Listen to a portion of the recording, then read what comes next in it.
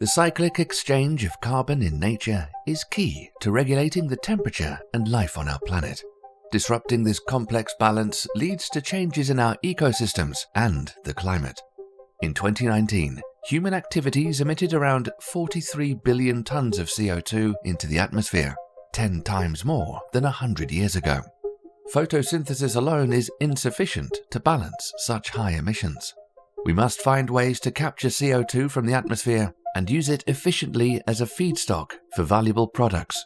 However, CO2 is highly inert and its activation poses a technical challenge. Electrocatalytic reduction of CO2 is a promising approach, but the optimal catalysts are still to be found.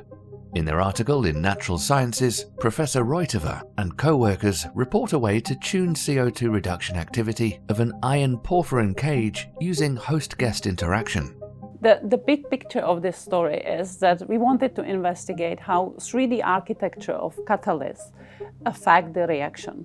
The design of better performing catalysts required drawing inspiration from nature's own catalysts, enzymes.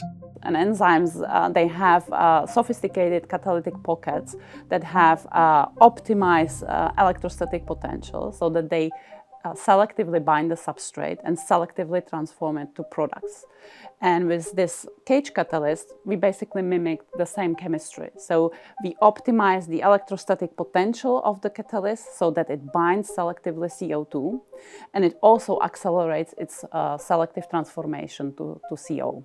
The authors used a metalloporphyrin with a constrained space of a diphenyl glycoluryl-based cage.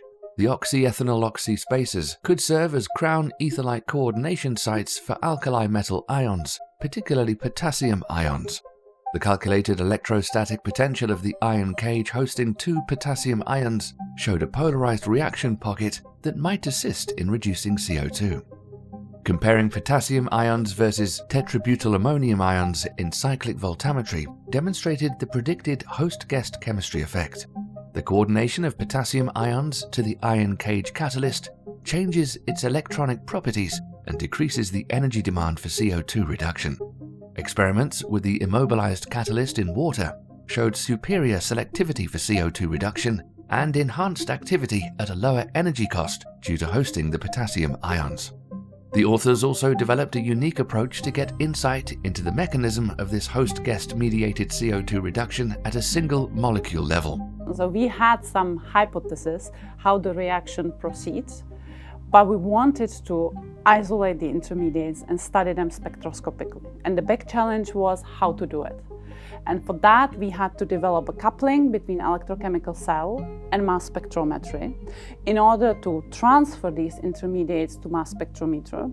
And once they are in mass spectrometers, isolated in vacuum, we could apply our cryogenic spectroscopic methods to study their structure.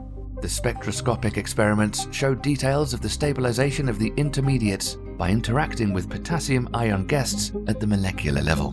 Density functional theory calculations shed further light on the working principles of reactivity enhancement by this host-guest chemistry.